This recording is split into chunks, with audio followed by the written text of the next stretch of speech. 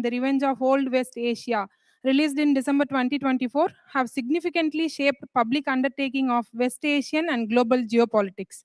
A journalist, author, and teacher, Dr. Johnny continues to shape public discourse both in newsrooms and classrooms. We are delighted to have him with us today and look forward to a rich and insightful conversation. Thank you.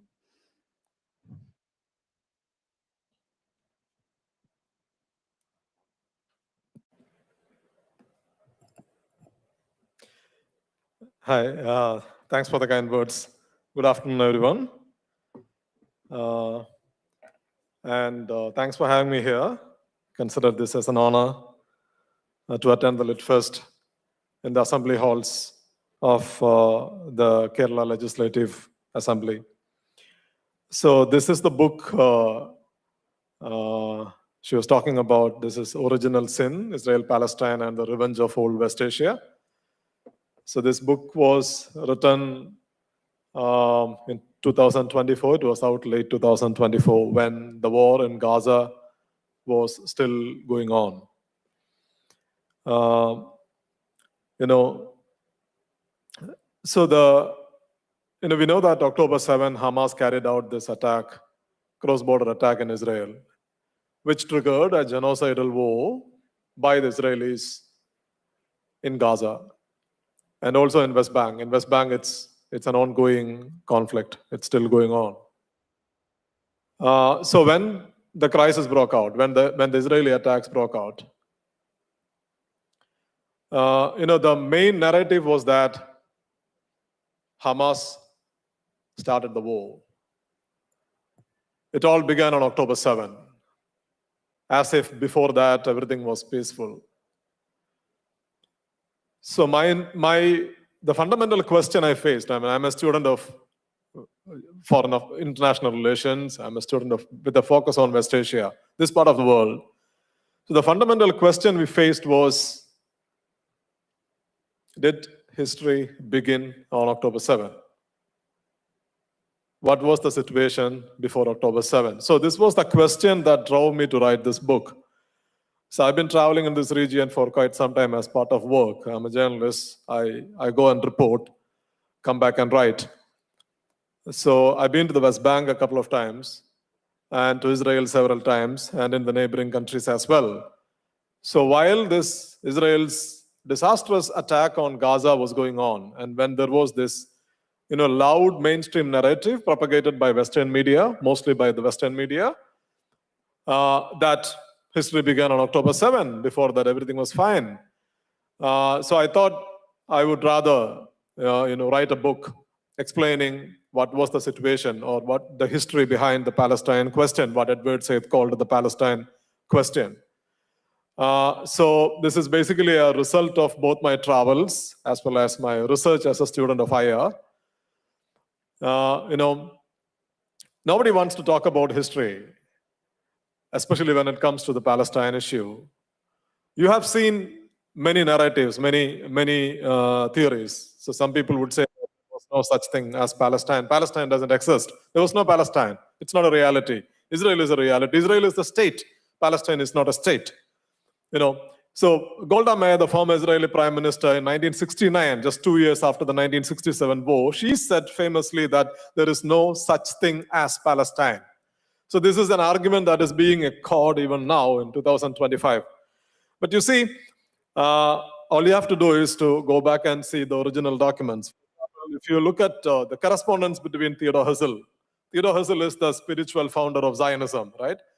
And the correspondence between Theodor Herzl and the German emperor, Kaiser, in the late 19th century. So Herzl is writing to Kaiser, asking Kaiser to talk to the Sultan, Ottoman Sultan, to allow the Jews to settle in Palestine.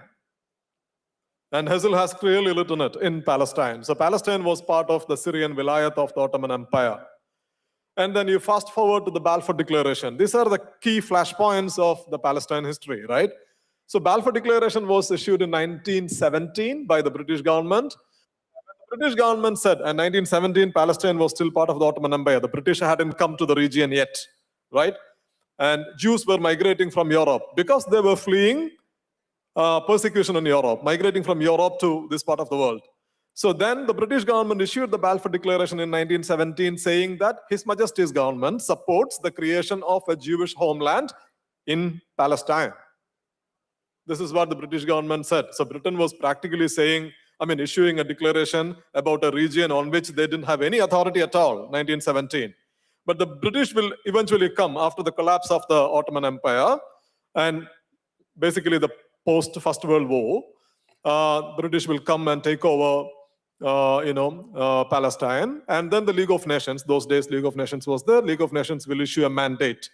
It's also called the mandate, the British mandate for Palestine. So these are historical documents. You can go and read, this is the simple answer to the argument that there was no such thing as Palestine is to just go and read this very important historical document. So Palestine was as much as a colonial administrative entity as any other colonized territories of that period of time, right? And then during the interwar period between the First World War and the Second World War, 1918 to 1939, so you will see a surge of Jewish migration into Palestine. That is also because we know what happened in Europe. The Nazis came to power, the fascists came to power. There was organized industrial scale repression and a massacre of Jews, systemic repression of the Jewish people in Europe. So the Jews started migrating to the British-controlled Palestine. So by the time the Second World War broke out, you had 35% of the population in Palestine were Jews. This was 5% at the time of the First World War. So it actually ballooned into 35%, mainly because of migration, right? And by the time the war was over, 1945, the war was over, Hitler was defeated, and then you had 45% of the Palestinian population are Jews.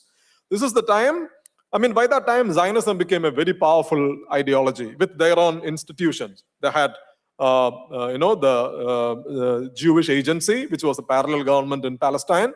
They had different paramilitary groups. And what they wanted was an independent state. Where? Inside Palestine.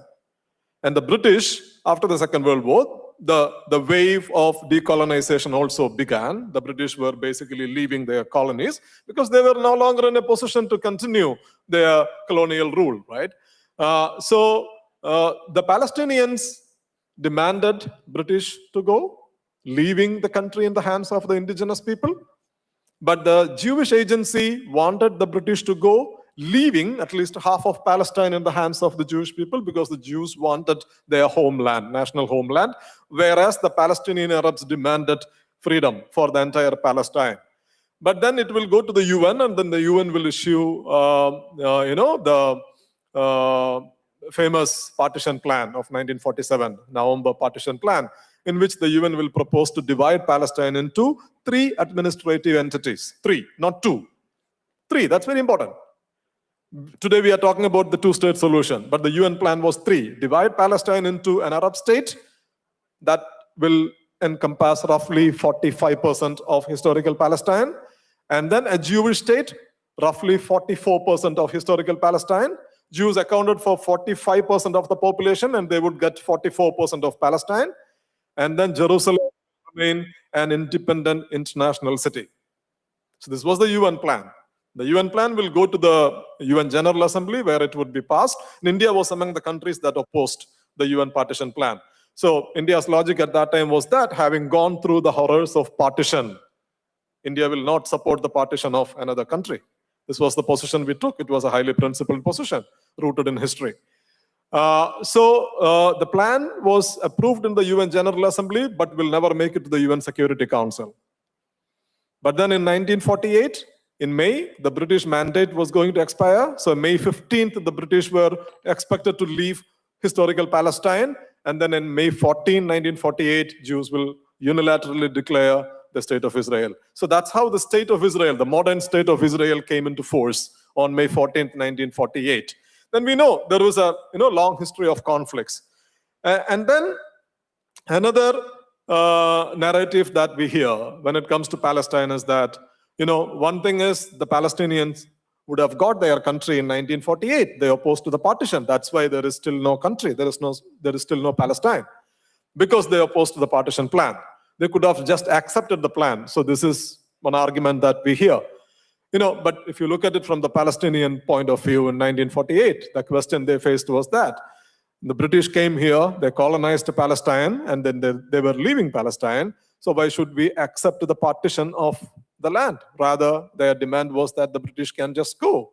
So this was the position they took, and that's what triggered. And then that would lead to the creation of the state of Israel, and then you will have the conflicts. And another argument you generally hear about this conflict is that, especially today, there is no peace, there is no Palestinian state because there is Hamas. Or rather, because the Palestinians do not accept any compromise. That's why you don't have a Palestinian state. Hamas is a terrorist organization. So that's why we don't talk to the terrorists, right? I mean, that's the Israelis are saying. We don't talk to the terrorists. We don't cut a deal with the terrorists. So if we have a Palestinian state today, that will only embolden Hamas. So it's because of Hamas that we don't have peace. This is the argument. So Hamas was established only in 1987. And Palestine has been colonized by the Israelis at least from 1967. You can go to 1948, but 1967 means it was in 1967 that Israel will take over the whole of historical Palestine. So what stopped you from having peace? And in 1993, the Palestinians, another question is the Palestinians never make compromise, right? But in 1993, the Palestinians would say, the PLO, they would recognize the state of Israel. 1993. They would recognize the state of Israel, and then they would say that they were ready to settle this conflict and they wanted their state based on the 1967 border. So when we talk about 1967 border, it means Gaza Strip. Gaza is a tiny strip, basically, 360 square kilometers, that's it. Some 2.3 million people are living there, 23 lakhs people. And Gaza is basically sandwiched between Israel and the Mediterranean Sea. And in the south, they have a small opening towards Egypt in the Rafah corridor. So Gaza and the West Bank. West Bank is on the western bank of the Jordan River. And East Jerusalem. So this is what the 1967 Palestine is. So in 1993, the Palestinian leadership said that, fine, let's have our state based on the 1967 border. And the 1967 border, that accounts for roughly 22% of historical Palestine. 22. So the Palestinians, they came down from 100% to 22% in 1993. Because the world promised them a two-state solution. Because they said that if you make this compromise now, you will have your state. 1993, 2025. Today, nobody is talking about a Palestinian state. You ask the Israeli Prime Minister, he will say that there won't be a Palestinian state on my watch.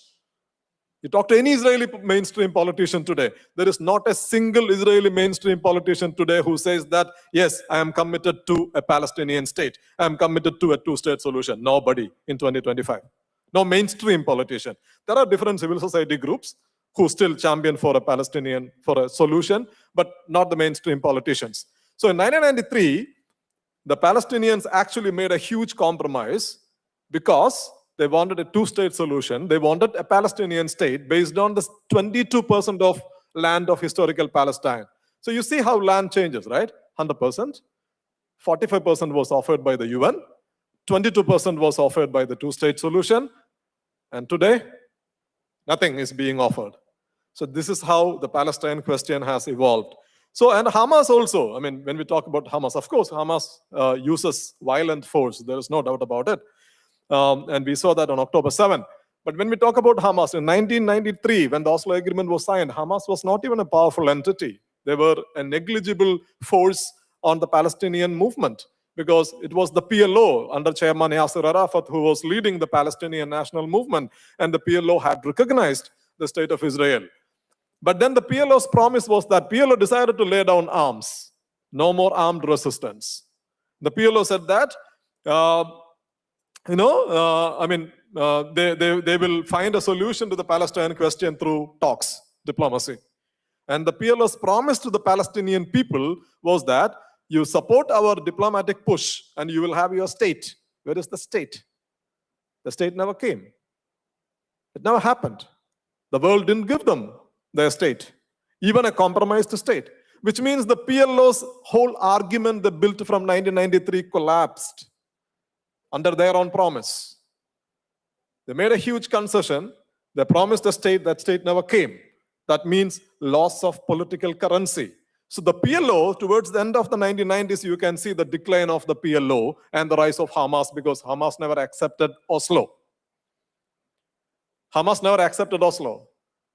I mean, Hamas today says that they are willing for a long-term solution, long-term ceasefire based on the 1967 border. But in the 1990s, they said that the Oslo process was a huge concession, so they didn't accept it.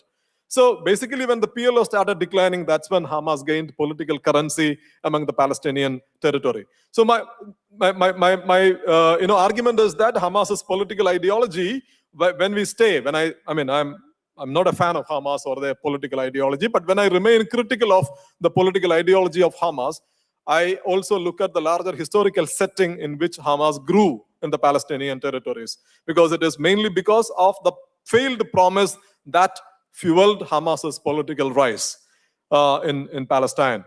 And then, another question we face is that why did October 7 happen? Or what was the situation before October 7? So the first time I went to West Bank was in 2015. To go to the Palestinian territories, you need an Israeli visa. There is no other way. You need to take an Israeli visa, and then you have to fly to Israel, or you have to go to Jordan. You have to fly to Amman, and from Amman, you again will have to cross.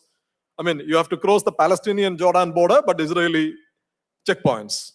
So whether you are going to Palestine from the Israeli side, or the Jordanian side, or the Egyptian side to Gaza, you will have to go through the Israeli checkpoints. There's no other way. I am a post-independence. I'm, 1980s child. We grew up hearing about India's independence struggle, national independence movement against the British. But when we read about India's independence movement, so even within the colony, India was a colony, even in other imperial colonies, within the colony you have the freedom of movement, right? My grandfather could travel from one side, from here to Madras Presidency, or from Madras to Kolkata, or to Mumbai. So you had the freedom of movement within the colony. But what struck me when I went to the West Bank in 2015, my first visit, 2018 I would go there again, was that there is no freedom of movement for the Palestinians even within the West Bank. If you are in one town, and if you want to go to another town in the West Bank, inside, I'm not talking about Israel, within the West Bank, you will have to go through multiple Israeli checkpoints. I had to go through multiple Israeli checkpoints.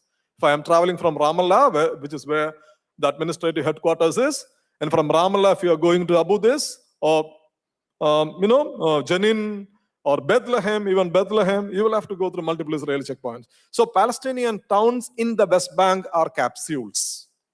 They are surrounded by the Israeli checkpoints. So if you are a Palestinian living in the West Bank, you can't freely move from one place to the other. Forget about going to Jerusalem. That is inaccessible for the Palestinians. I'm talking about the West Bank. Forget about going to the Jerusalem. Forget about going to Gaza. Gaza, even if you have family members in Gaza, you won't be able to go there. Even for journalists, I tried to go to Gaza twice, but it was not possible. We could go to the Gaza border, where the Israelis will explain to you all the security measures they have taken, but no, you can't cross the border. You can't go to Gaza. So the situation, it was terrible. Even in 2015, it was terrible. It was worse in 2018. And it would be much, much, much worse today in the West Bank. So Gaza, as I said earlier, there is no geographical continuity between Gaza and the West Bank. Gaza is completely cut off. It's between the Mediterranean Sea and Israel. So the Israelis would say that they withdrew from Gaza in 2015, which is true.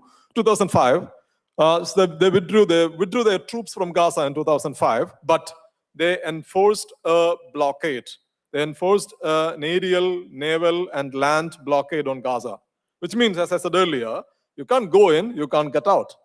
If you are a Gazan, Palestinian Gazan, you can't get out unless you get special permission from the Israelis. The Israelis will decide what goes in, what kind of fuel, what kind of medicines, what food, which food. They can decide everything. So this was the situation of Gaza. right? So even when the Israelis say that we withdrew from Gaza and the Palestinians still attacked us on October 7, that is not entirely true, because Gaza remained under a very tight Israeli as well as Egyptian, because the Egyptians were controlling one crossing. So under an Israeli-Egyptian blockade, this was the situation in Gaza. And also, if you look at October 7, the world was also, especially in West Asia, the world was changing. In 2020, 4 Arab countries normalized ties with Israel. It's called the Abraham Accords, right? And the UAE was the prominent among them. And the UAE still maintains very vibrant relationship with Israel. So 4 Arab countries normalized ties. The Palestinians got nothing. When the Egyptians normalized their ties with Israel in 1978, at least the Egyptians forced the Israeli Prime Minister, then Menachem Begin, to issue a statement saying that I am committed to Palestinian nationalism, or Palestinians having their own self-authority, which is called the Framework for Peace in the Middle East Agreement in 1978. When the Jordanians signed an agreement with Israelis in 1994, that came after Oslo.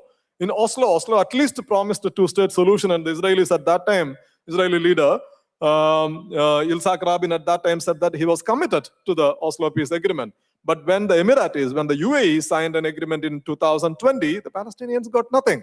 So it was evident that the Palestine issue was no longer an Arab-Israel problem. It was an Israel-Palestine problem. Arabs were not interested beyond a point, right? So Abraham Accords were actually, set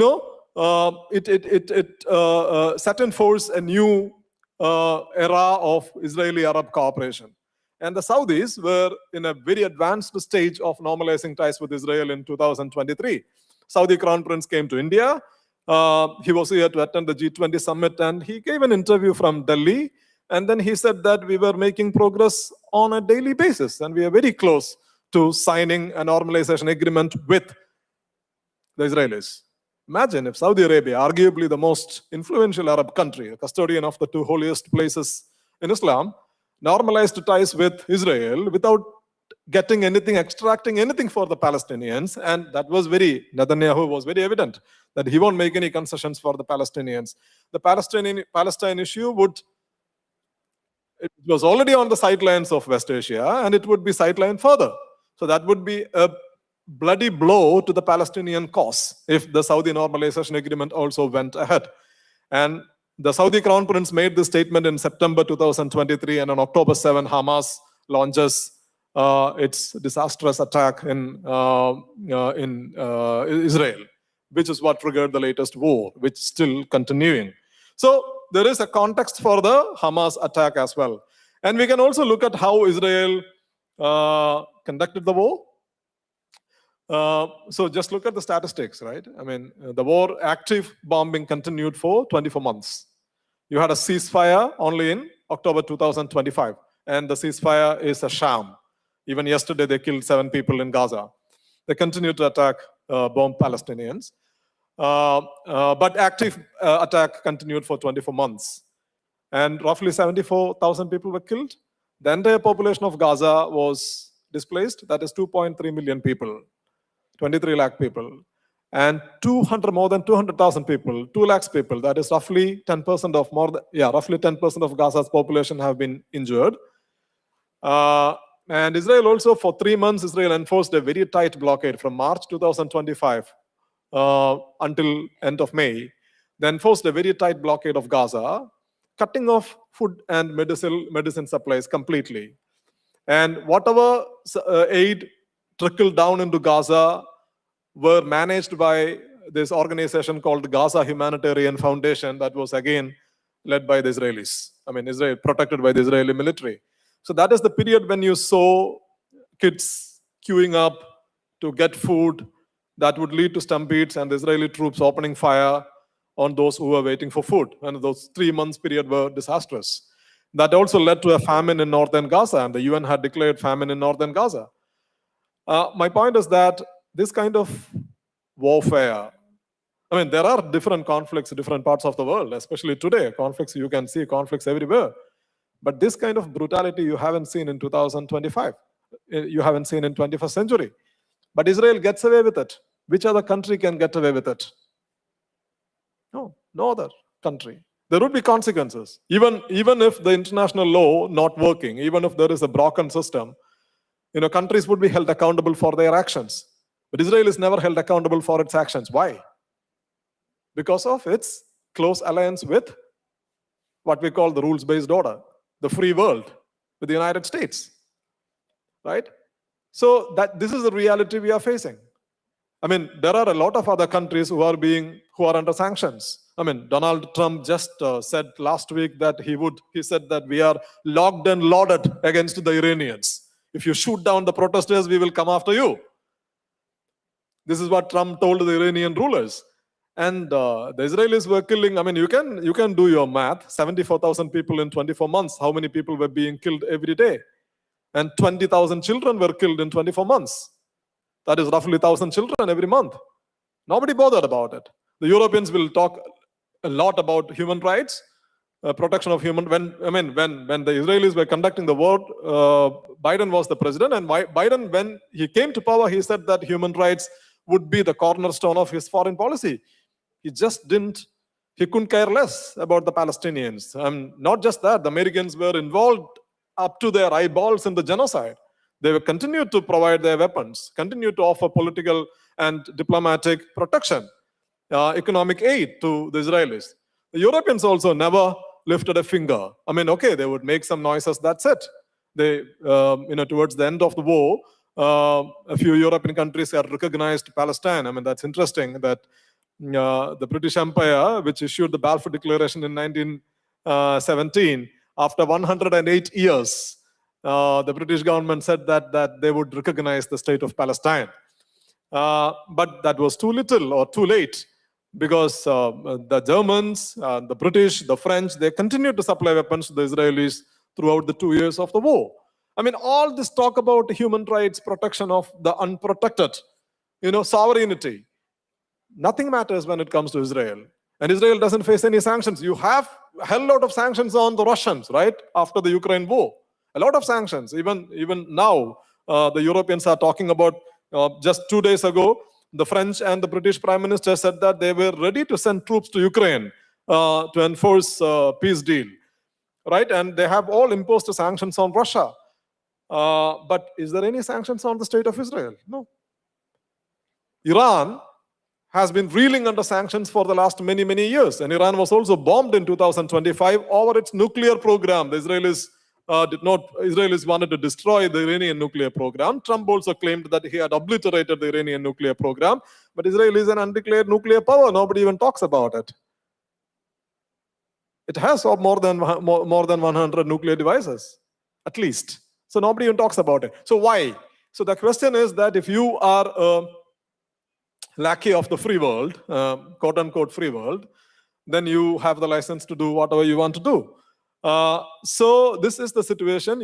What we have witnessed is a genocide. A UN investigation commission has also concluded a genocide. There was a man-made famine in Gaza, and Gaza is in complete ruins.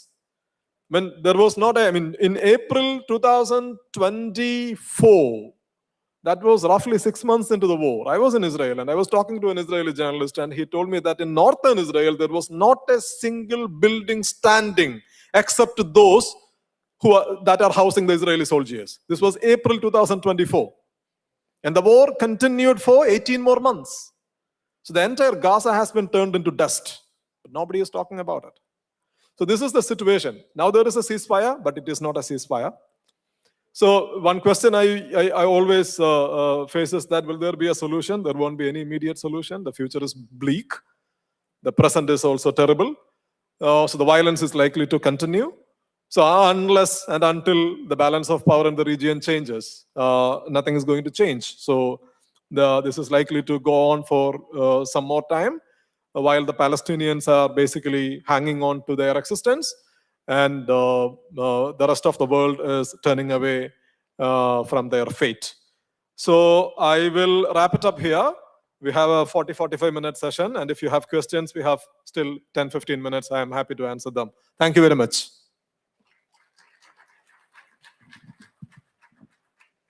Thank you, sir. It's time for interaction. Audience, if anyone has any questions, you can ask now. Mic on. Audience.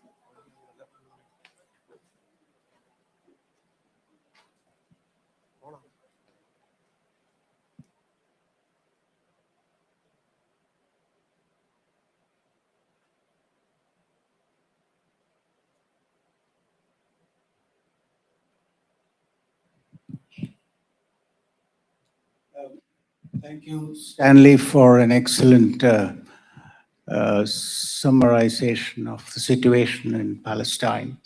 My name is Gopi Chandroth. I live in England, and I have participated in several, maybe 10 or 12 protest marches as part of the Palestinian Solidarity Commission. It's, you know, there is an expression in England which is maybe not very respectful to say that now in an audience, but I will do it anyway. It's called pissing in the wind. So we felt that we were just, you know, although we were shouting ourselves hoarse in the streets of London about Palestine and the absolute injustice as you described, there didn't seem to be much of an effect. I mean, at one time there were 500,000 people marching in London, and BBC did not report it, did not just report it, not even on their app. So at the same time, the question I want to ask you is that at the same time, there used to be pockets of Israel supporters, very small number, and divided, you know, protected by police cordon and everything else. In there, we used to see Indian flags. So several Indians were there with an Indian flag, and I was absolutely ashamed to see that because I am originally an Indian. So I want to know your view on why that is so, because I have heard people saying absolutely horrible things like the Palestinians are getting what they deserve.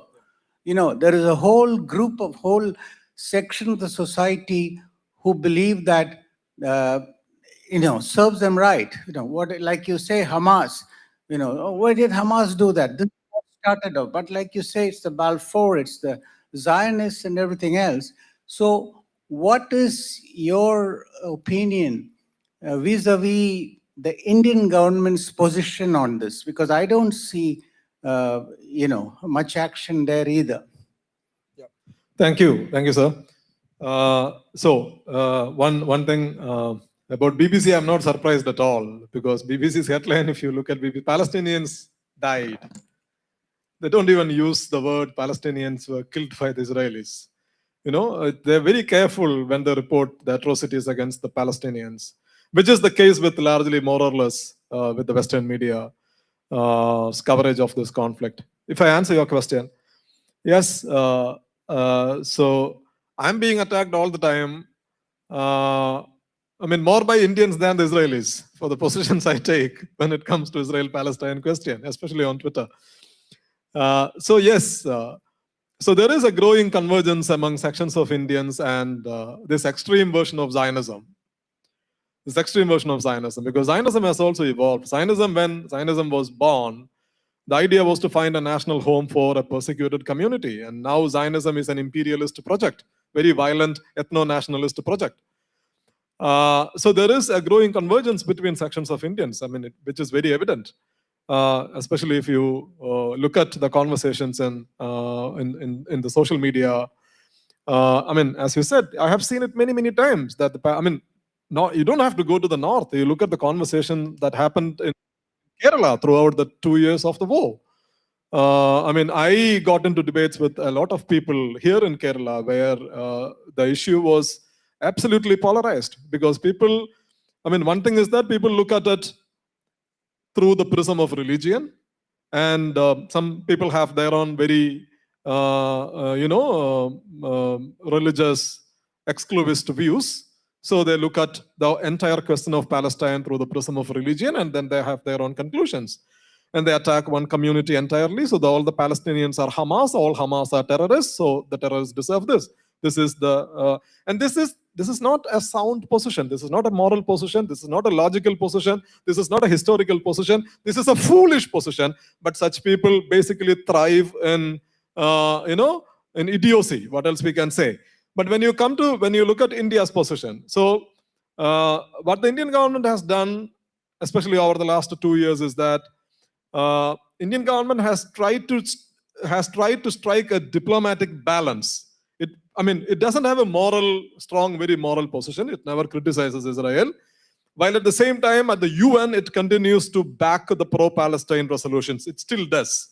And the reason for that is that even when the Indian government continues to have very close relationship with Israel, India also knows that as a Global South member, in the Global South, the international public opinion is heavily in favor of the Palestinian cause. You can't just abandon your position, historical position on Palestine. So India continues to maintain that balance. But there is no moral position which India doesn't take, especially these days. But at the UN, you can say India supported in favor of a resolution that called for Palestinian right to self-determination. India supported in favor of a resolution that condemned the Israeli settlements in the West Bank. So India continues to take that balanced position at the UN, but without criticizing. You can also look at the BRICS and SCO statements. So India bilaterally doesn't criticize Israel, but when it comes to BRICS, India was part of the BRICS statement that strongly condemned the Israeli bombing of Iran. India signed up to the SCO statement that strongly condemned the Israeli attack on Iran.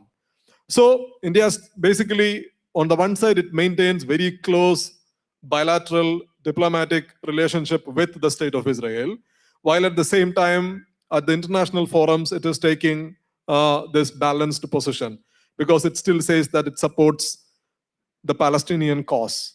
It supports the two-state solution. But India doesn't. India used to talk about, I remember I covered President Pranab Mukherjee's visit to Israel, Palestine in 2015. Then that was just a year after the BJP came to power. So this was the last time India articulated a position saying that India supports the creation of an independent sovereign Palestinian state based on the 1967 border with East Jerusalem as its capital. But after that, India doesn't talk about the border. India doesn't talk about Jerusalem. India also doesn't take any strong moral position when it comes to the Palestine question. We just to say that we support a two-state solution. So that's how India's position has also evolved.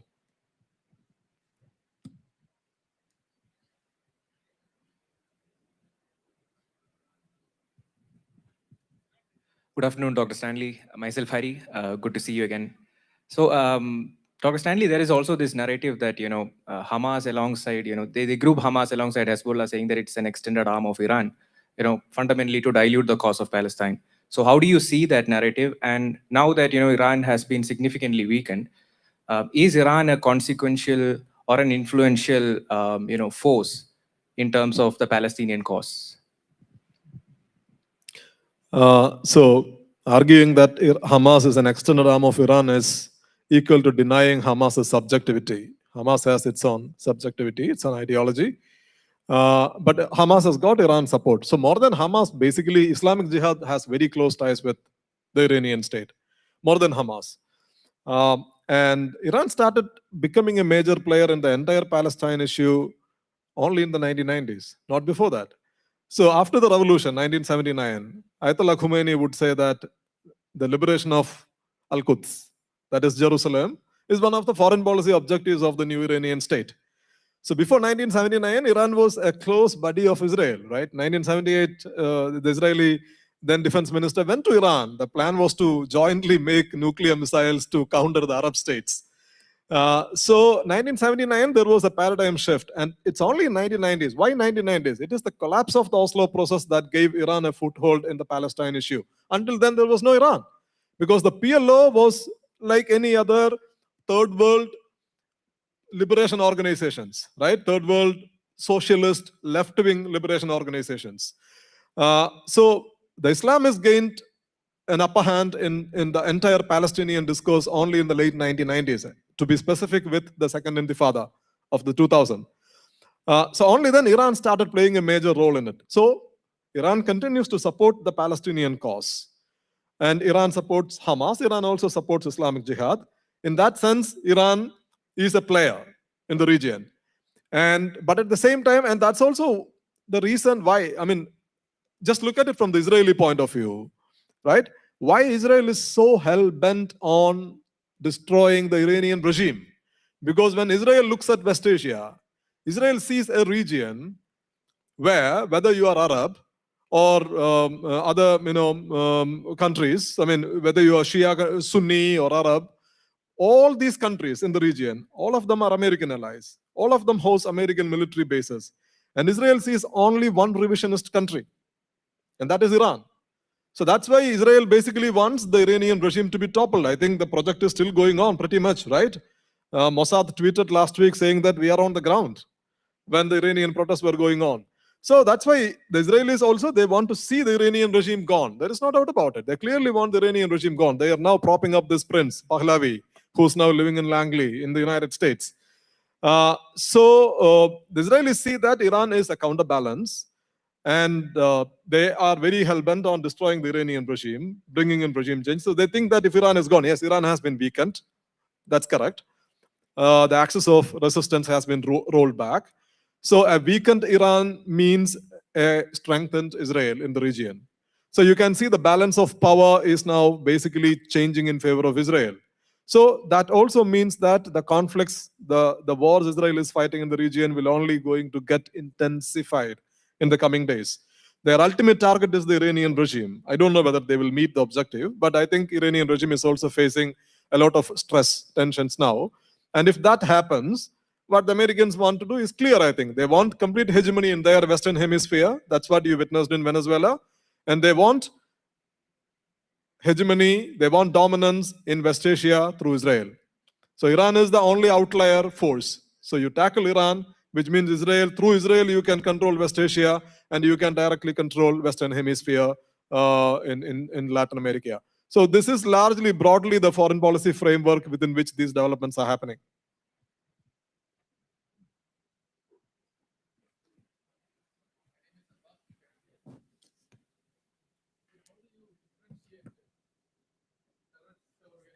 Like Islamic State and Hamas. Yeah.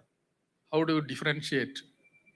And what is the position of Islamic State on Palestinian issue? So Islamic State is a death cult. They are a transnational terrorist outfit. I mean, for Islamic State, what is the cause? They don't have any political cause. Their cause is to trigger chaos, kill people. I mean, for Islamic State, anybody who doesn't with them is an enemy, whether you are a Muslim, Christian, Hindu, or whatever. When if you look at the victims of Islamic State in Iraq and Syria, most of their victims were Muslims. So Islamic State has a very, very dark vision about humanity, about their own ideology, and they are a transnational force. Transnational, they are not fighting for a political cause. They are just fighting to kill. I mean, I can say Al-Qaeda is also Al-Qaeda, Boko Haram. All these organizations are cut from the same cloth. And when it comes to Hamas, so the difference is that Hamas is a movement with a political cause. But I mean, if you go by the classical definition, what is the classical definition of being a terrorist? I mean, using terror as a means to target civilians. So if you apply that crude definition, Hamas can also be called a terrorist organization. I mean, if you look at the exact definitions. But the difference here, there are a couple of differences as well. I mean, I personally don't use the word terrorist. I'll tell you why. When I write, I don't call Hamas a terrorist organization. But I also accept that if you are using this exact linguistic definition, someone can call Hamas a terrorist organization. Hamas has carried out suicide attacks. Hamas has targeted Israeli civilians. That's true. Why I am not using is that nobody calls Israel a terrorist state, right? I mean, these are the two actors here. Israel killed 74,000 people, 20,000 are children, and most of them are, and of the 74,000 people who got killed in the 2 years, last of them are women and children. But nobody, no country calls them a terrorist state, right? So Israel is one actor, Hamas is another actor. So there is no point in calling only one party a terrorist entity. So I refrain myself from calling Hamas a terrorist organization. That is one thing. And secondly, there is a difference between Hamas and the Islamic Jihad, the Islamic State type organizations. Hamas is not a death cult like the Islamic State. Hamas has a political goal, and the goal is the liberation of the Palestinian territories. And Hamas has an ideology, and I disagree with their ideology. I mean, I completely disagree with Hamas's version, Hamas's worldview. But that doesn't mean that Hamas is like an organization. Hamas is an organization like the Islamic State. It's not. And Hamas is also not a transnational force. Hamas's force is on focus is on Palestine. Hamas doesn't want to go around killing people like the Islamic State does, because for Islamic State, if you don't agree with their particular version of faith, wherever you are, you could be a threat. But Hamas is not like that. Hamas's geography is limited, which is Palestine. Hamas has a political ideology, that is the liberation of Palestine. And Hamas's argument is that Palestine is an occupied territory, which is true. I mean, the world's vast majority of the countries in the world have accepted that the Palestinian territory is occupied, right? So there is clearly political, operational, geographical differences between organizations like Hamas and organizations like the Islamic State.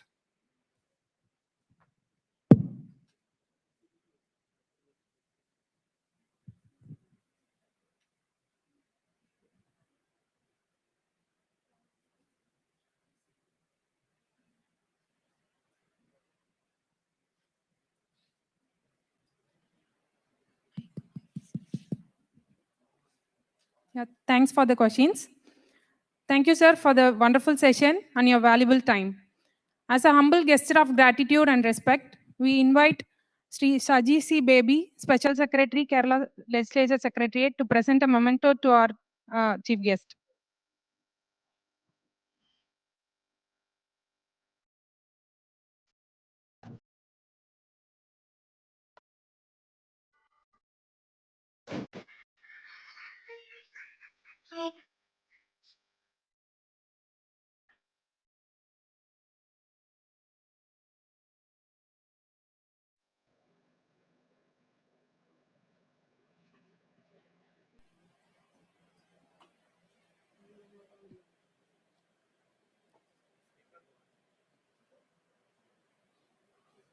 Thank you, everyone.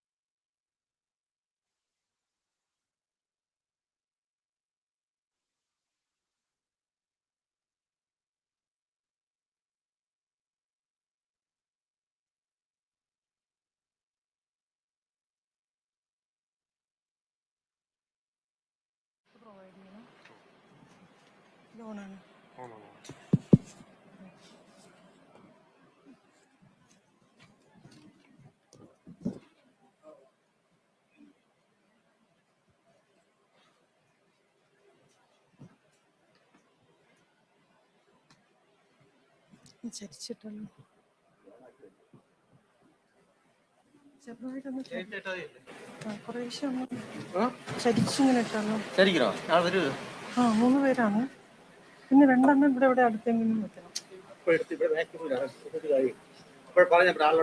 അല്ല വിളിക്കുമ്പോഴേ ഇവിടെ എവിടെയെങ്കിലും ഉണ്ടെങ്കിൽ എടുത്ത് നമ്മളാണെങ്കിൽ കിട്ടോ ഇവിടെ അവിടെ വെച്ച് അനൗൺസ് ചെയ്യട്ടെ സാറേ. കുറച്ച് സാറേ മൊത്തം 5 പേര് വരുന്നു.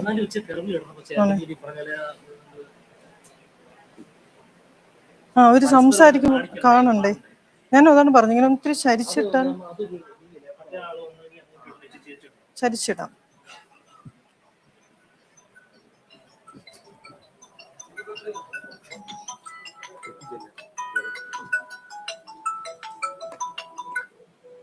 ഹലോ, ഇപ്പൊ വിളിക്കാമേ. ഹലോ, എടാ അതെനിക്കറിയില്ലടാ.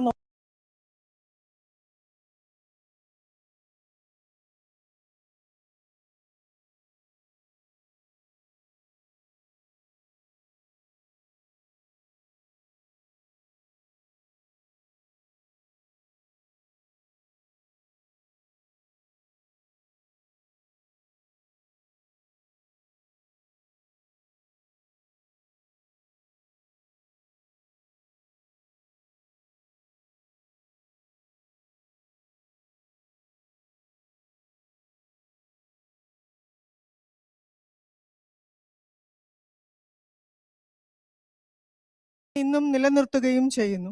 ചെറിയൊരു ചായക്കടയാണ് ഈ ഗ്രന്ഥശാലയുടെ കേന്ദ്രം. റോഡുകളും കോളേജുകളും സാംസ്കാരിക സ്ഥാപനങ്ങളും അകലെയുള്ള ആദിവാസി സഹോദരങ്ങൾക്കിടയിൽ അദ്ദേഹത്തിന്റെ പുസ്തകങ്ങൾ കൈമാറി വായിക്കപ്പെടുന്നു. സഹായധനങ്ങളാലോ പ്രചാരണങ്ങളാലോ അല്ല ഈ ലൈബ്രറി നിലനിൽക്കുന്നത്. വായന ജീവിതത്തെ വിശാലമാക്കുകയും മനുഷ്യന്റെ മാന്യതയും കൽപ്പനാശക്തിയും ഉണർത്തുകയും ചെയ്യുന്നു എന്ന ആഴമുള്ള വിശ്വാസം കൊണ്ടാണ്. പരിപാടിയിലേക്ക് അതിഥികളെ സ്നേഹപൂർവ്വം സ്വാഗതം ചെയ്യുന്നു.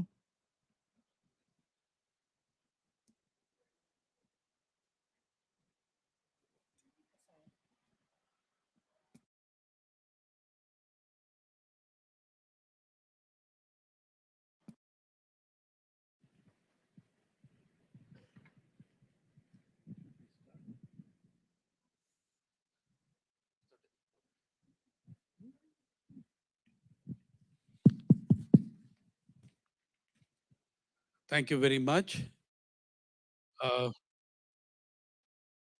12 years ago, in the loneliest part of Kerala, in the Idukki Hills, lowest literacy in Edamalakudi, the only tribal panchayat in Kerala at the time, we met this extraordinary human being who made me once again understand what kind of people make Kerala different from all other places. Yeah. He is today 86 years old, and at the age of 73 was running a library at his own expense of 161 books for the least literate community in Kerala, entirely at his own expense, in a place where the elephant migrations and crossings take place. Yeah. I'm just going to let you see a 2.5-minute film from that time on PV Chinnathambi, and I want you to treasure this person who, for my mind, makes Kerala, he is the quintessential representative of what makes Kerala different. You see the film? ഇരിപ്പുകലുകുടി Edamalakkudy, അതാണ് നമ്മുടെ address. 3 PO.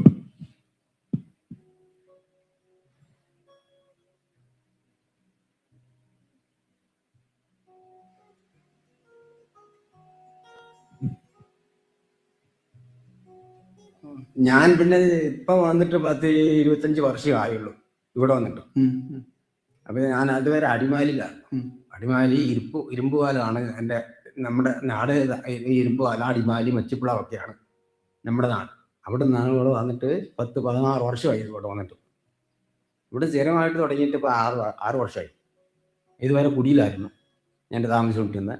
പിന്നെ ഇവിടെ ആനൊക്കെ വരുന്ന സ്ഥലമാണ്. ഏത് സമയത്ത് ആന വരും. അങ്ങനെ അവിടെ ഇരുന്ന ചെയ്യുന്നതാണ് കുട്ടി. അവിടെ കാവലില്ലല്ലോ. അവൻ ഒന്നും ഇവിടെ വന്നു വെച്ച് പോകുന്ന ആന അറിയത്തില്ല. പിന്നെ അതുകൊണ്ട് ഞാൻ ഇവിടെ നിന്ന് സ്ഥിരമായിട്ട് താമസിക്കാനുള്ള സംവിധാനം എടുത്തു. കാവലായി, വീടായി, അങ്ങനെ ഇപ്പം സ്ഥിരമായിട്ട് ഇപ്പം താമസിച്ചുകൊണ്ടിരിക്കുക. പുള്ളി മാഷം പരിചയപ്പെട്ടത് ആദ്യം തൊട്ട് തന്നെ. ആദ്യം തൊട്ട് ഇവിടെ വന്ന് പിറ്റേ വർഷം ഞാനിവിടെ വന്നു. പുള്ളി വന്നിട്ട് പിറ്റേ വർഷം വന്നിട്ട് 17 വർഷമായി പുള്ളി വന്നിട്ട് ഇവിടെ. 1 വർഷത്തിന് മുമ്പ് പുള്ളി വന്നു. പുള്ളി വന്നിട്ട് സ്കൂളിലൊക്കെ പഠിപ്പിക്കാന്നറിയും. പിറ്റേ വർഷമാണ് ഞാനിവിടെ വരുന്നത്. എന്നിട്ടാണ് ഞങ്ങൾ തമ്മിൽ കണ്ടുകൊണ്ടിരുന്നത്. പിന്നെ ഞങ്ങൾ പിന്നെ എങ്ങും മാറില്ല. ഞങ്ങൾ ഒന്നിച്ച് തന്നെ ഒരു വീട്ടിൽ നിന്ന് കഴിയുന്ന പോലെ തന്നെ ചേട്ടനാരിമാരെ പോലെ ഞങ്ങൾ ഇന്നും കഴിഞ്ഞുകൊണ്ടിരിക്കുകയാണ്. പിന്നെ അങ്ങനെ നിന്ന് ഞങ്ങൾ ഇവിടെ വന്ന് പിന്നെ ഒരു വായനശാല ഉണ്ടാക്കണമെന്നുള്ള തീരുമാനം ഉണ്ടാക്കി. പിന്നെ ഈ തിരുവനന്തപുരം ഉണ്ണിയെന്നും പറഞ്ഞ ഒരാളുണ്ട്. അങ്ങനെയൊക്കെ വന്ന് ആ ബുക്കൊക്കെ കൊണ്ട് തന്നേച്ച് അവർ ഇവിടുന്ന് പോയി. അങ്ങനെയാണ് ഇവിടെ വായനശാല തുടങ്ങാനുള്ള സംവിധാനം ഉണ്ടായി. അങ്ങനെ തുടങ്ങി ഇപ്പം അങ്ങനെ ഇപ്പം പിള്ളേർ എടുത്തുകൊണ്ടിരിക്കുന്നു, വായിച്ചുകൊണ്ടിരിക്കുന്നുണ്ട്. ഒരു കുഴപ്പമില്ല. പിന്നെ കെട്ടിടത്തിനൊക്കെ ഞങ്ങൾ പഞ്ചായത്തിൽ എഴുതി കൊടുത്തിട്ടുണ്ട്. അത് ഓർഡർ ആയില്ല, ഈ ഓർഡറാകും. വേറെ സന്തോഷം വരും. സന്തോഷം അതിൽ நாங்கள் இங்கே வைப்போம். எனக்கு சத்திரை சந்தோஷம் இருந்தது தானே. நான் 6ஆம் கிளாஸ் படிச்சிருக்கேன். இடனா இரும்பு பாலம். நீங்கள் எங்கே இந்த பழைய கிளாஸு இன்னைக்கு இல்லை. எங்க படிச்சிருக்கீங்க? நாங்கள் இரும்பு பாலம் அடிமாலி கீழே வச்சிப்புலாவுக்கு கீழே இருக்கும் இரும்பு பாலம் இன்னொரு ஹோஸ்டல் இருக்கு. நாங்கள் தான் முதல்ல நம்ம ஆதிவாசி இடுக்கி ஜில்லைக்கு வந்ததில் ஸ்கூலில் நாங்கள் படித்தது நாங்கள் அங்கே தான் ஃபர்ஸ்ட் ஆதிவாசி. ஆமாம். நீங்க? ஆமாம். இப்போ எத்தனை வயசு உண்டு? இப்போ 73 வயசு. ஓ 73. பார்க்கறதுக்கு அப்படி இல்லை. 73 വയസ്സായിട്ട്. 40 വയസ്സ് തോന്നുള്ളൂ. എൻ്റെ അച്ഛനെ അങ്ങനെ തന്നെ.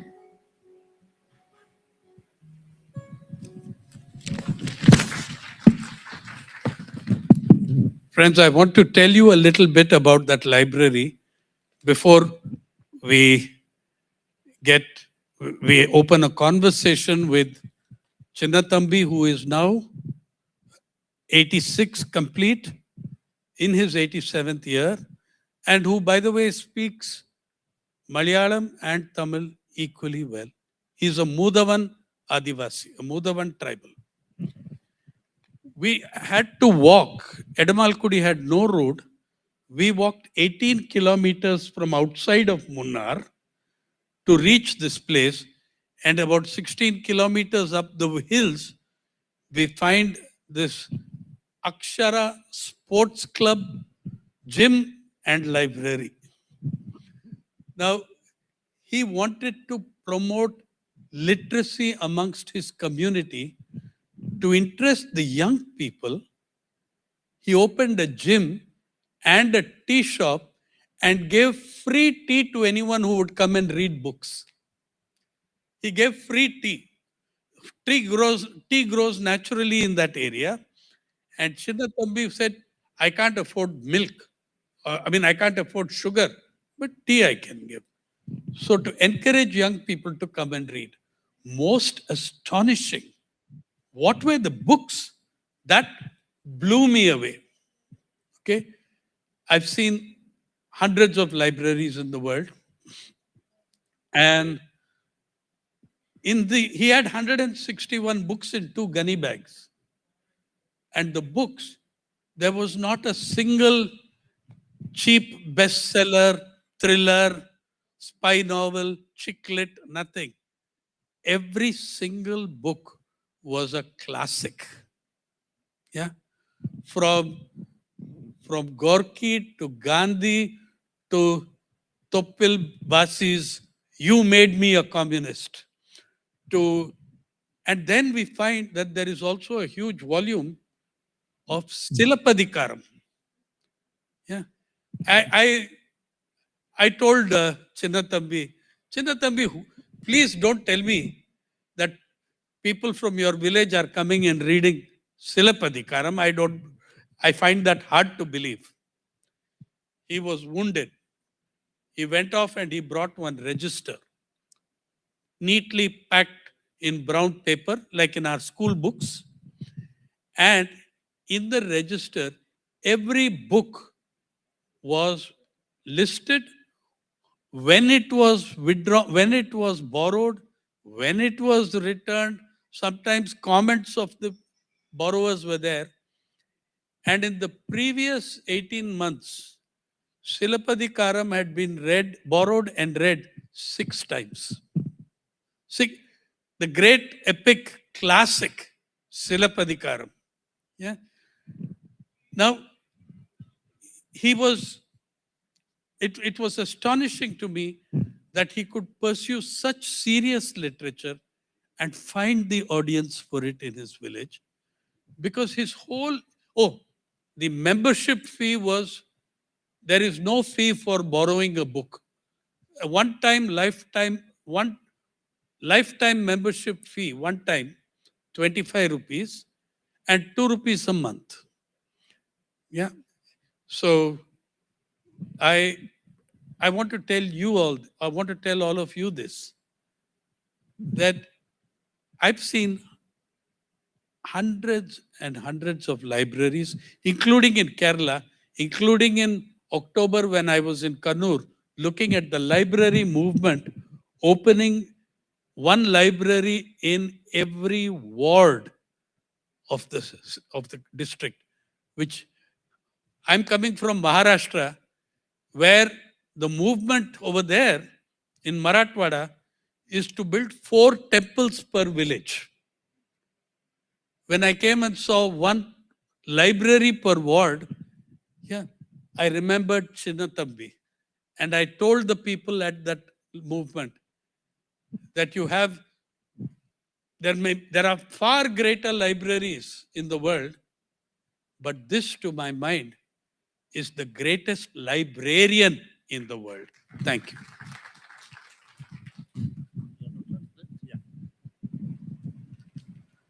അപ്പോൾ നമ്മൾ ഇവിടെ ചിന്നത്തമ്പിയെ ആദരിക്കുക, അല്ലെങ്കിൽ കേരളത്തിലെ ഏറ്റവും റിമോട്ടസ്റ്റ് ആയിട്ടുള്ള, ഏറ്റവും വിദൂരസ്ഥമായിട്ടുള്ള ഒരു ഗ്രാമാന്തരത്തിൽ നിന്നുള്ള ഒരു മനുഷ്യൻ, ഒരു ലൈബ്രറിയനെ കണ്ടെത്തിയതിൻ്റെ 14ാമത്തെ വർഷത്തിലാണ് ഇപ്പോൾ ഇവിടെ ഈ ഒരു ചടങ്ങിൽ അദ്ദേഹത്തെ കൊണ്ടുവന്നിരിക്കുന്നത്. ഇപ്പോൾ സായിനാഥ് നേരത്തെ പറഞ്ഞതുപോലെ അദ്ദേഹം എടപ്പാലക്കുടി ഗ്രാമത്തിലേക്ക് അവിടുത്തെ കുടുംബശ്രീയുടെ പ്രവർത്തനം പഠിക്കുന്നതിന് വേണ്ടിയിട്ടാണ് ഈ 14 വർഷങ്ങൾ മുമ്പ് ഞങ്ങളെ കുറച്ച് സുഹൃത്തുക്കളുമായി ചേർന്ന് അവിടെ പോയത്.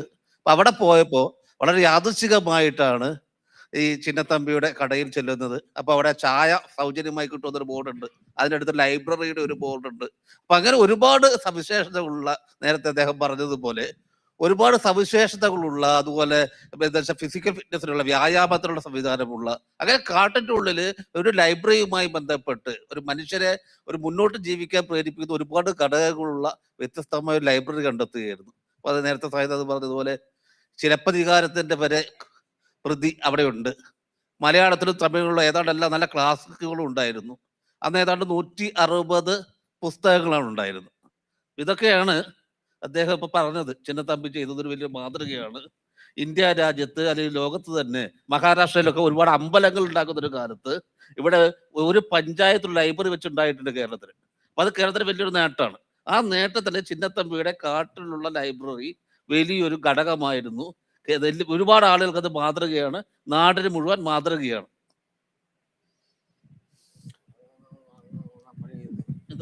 വിദ്യാഭ്യാസമില്ലാത്ത പിള്ളേർക്ക് നമ്മൾ എന്തെങ്കിലുമൊക്കെ ചെയ്ത് കൊടുത്താൽ അവർക്ക് അറിവുണ്ടാകുള്ളൂ.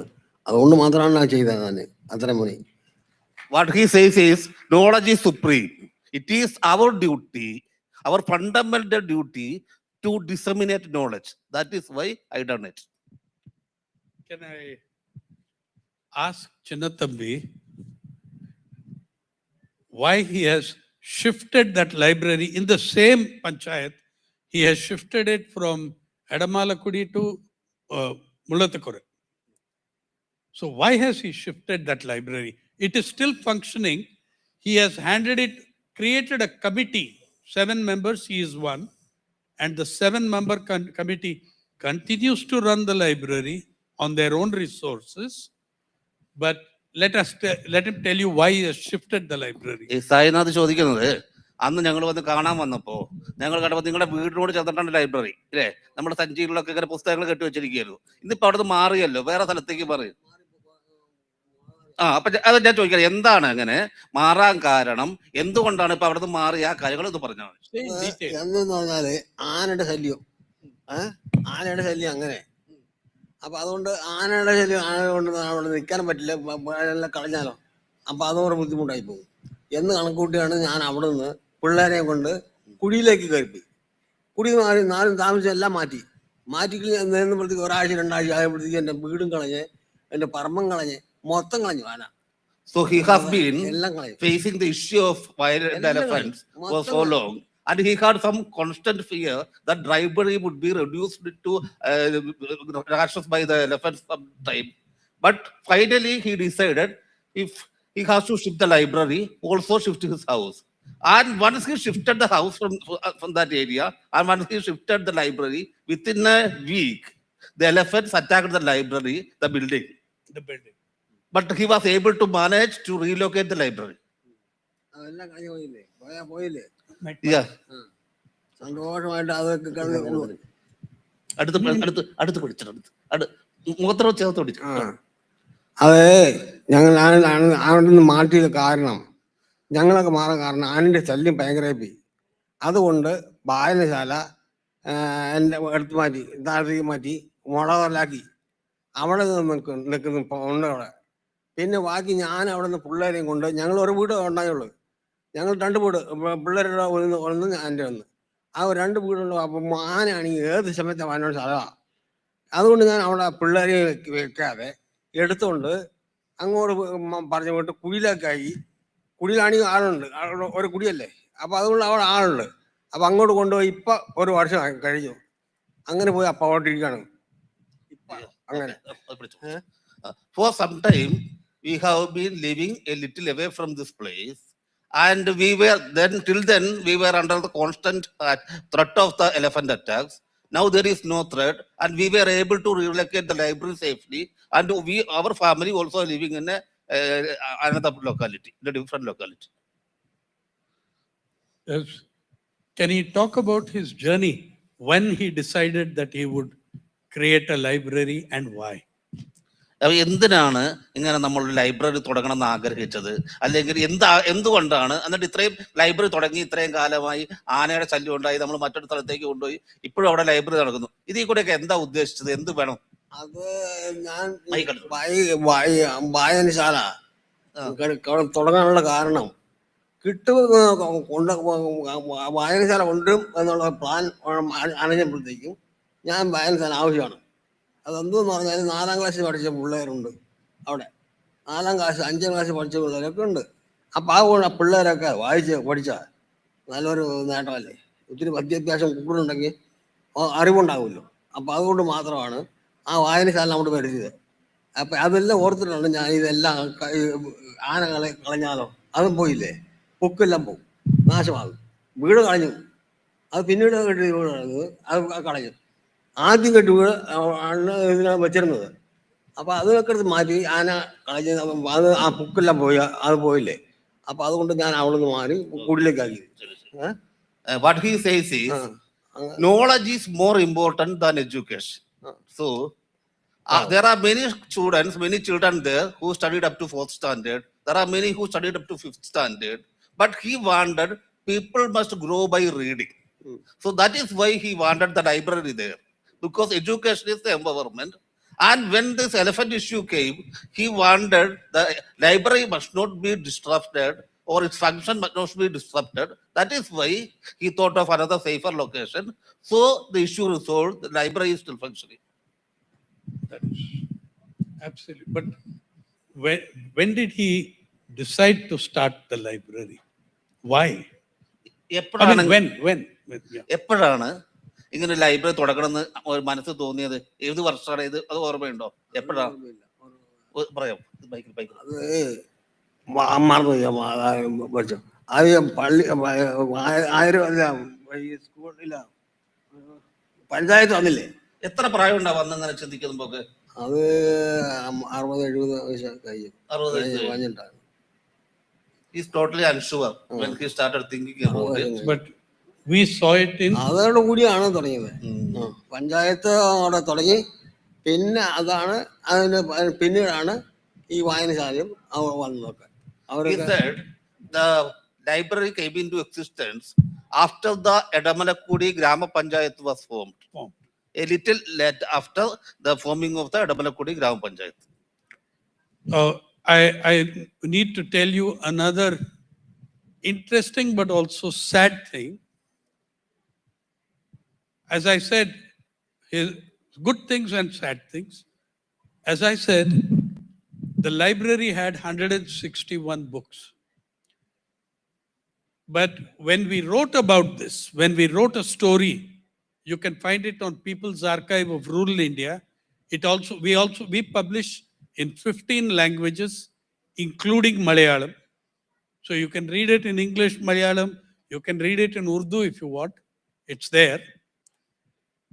Once we did the story in 2014, hundreds of people responded and sent him books. Now the library is more than 2,000 books. At one point he had to say, don't send anymore because there is no more space for me to keep these books. So this is from me, I was contacted by librarian associations of Oxford and Cambridge and MIT, asking, who is this man? Can we have photos of what? and they reproduce the story in their journals.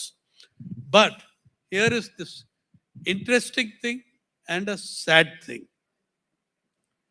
When we were leaving, we noticed one more book, the 162nd book, incomplete book.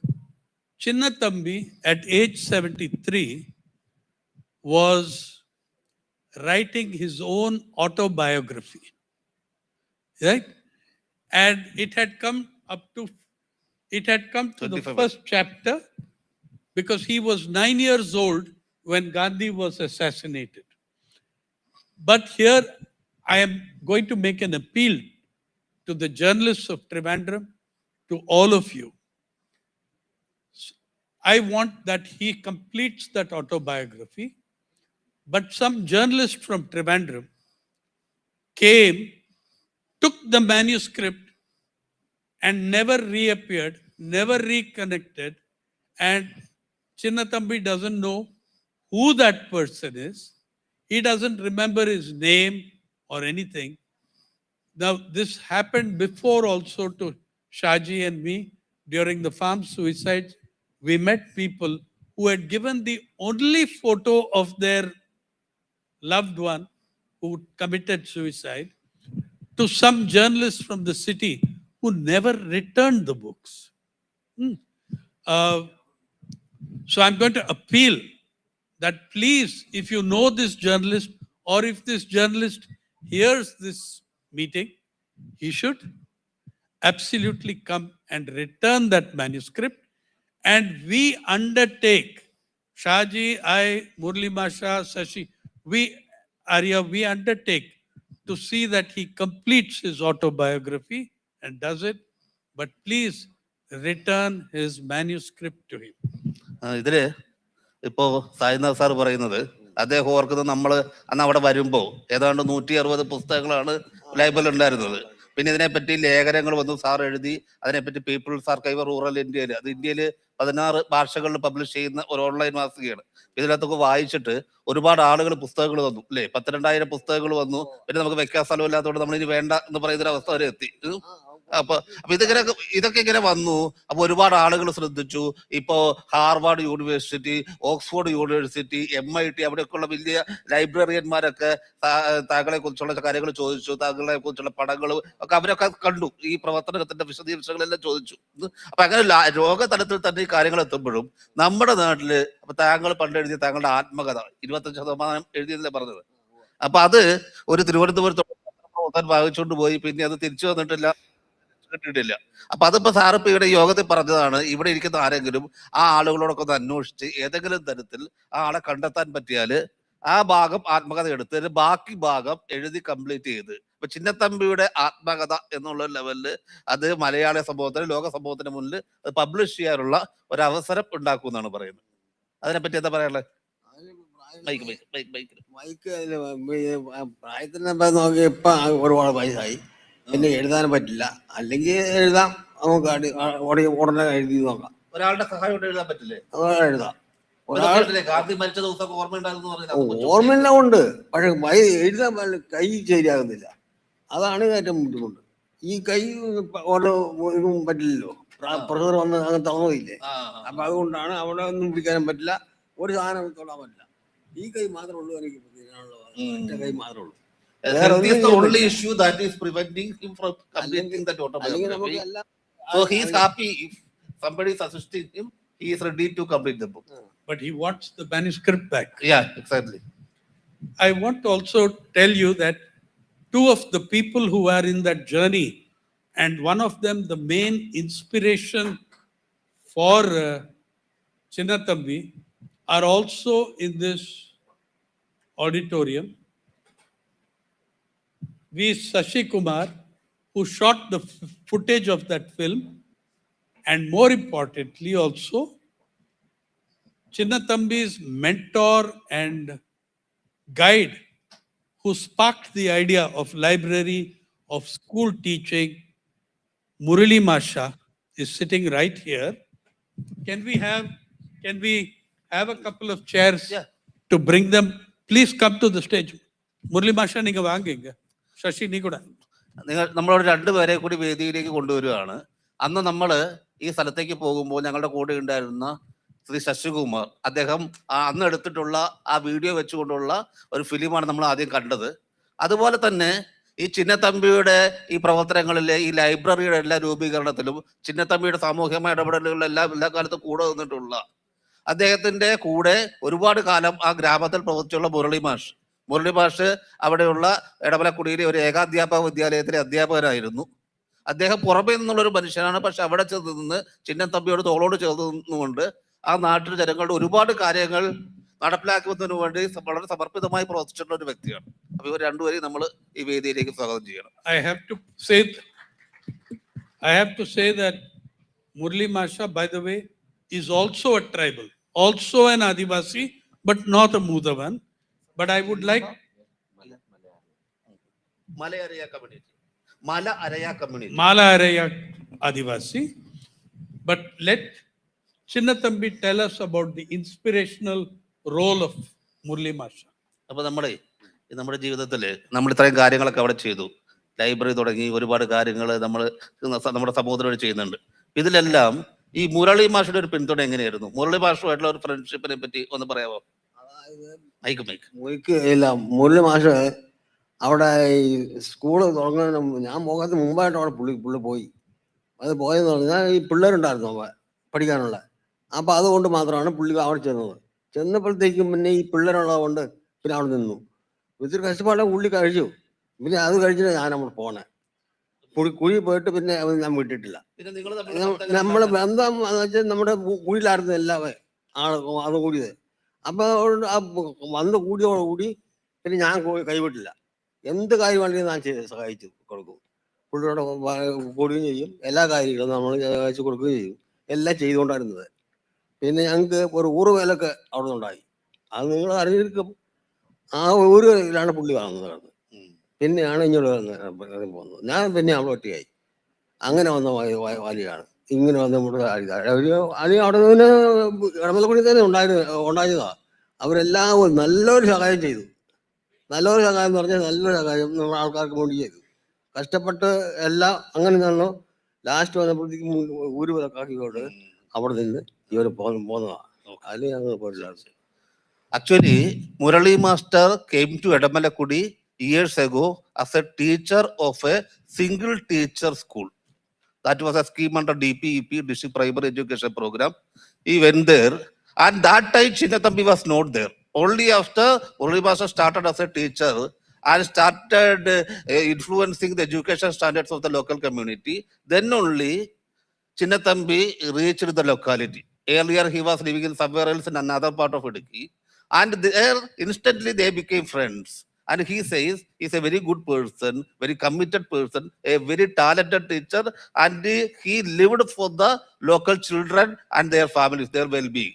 That is why he totally inspired by Murali Master. Then he told him, I will let you go anywhere else, you be here.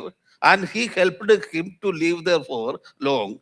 And the only time they had to part their ways because there was an enforced excommunication of both of them from the community. That is why Murali Master left the local area. So even now he feels sad about that.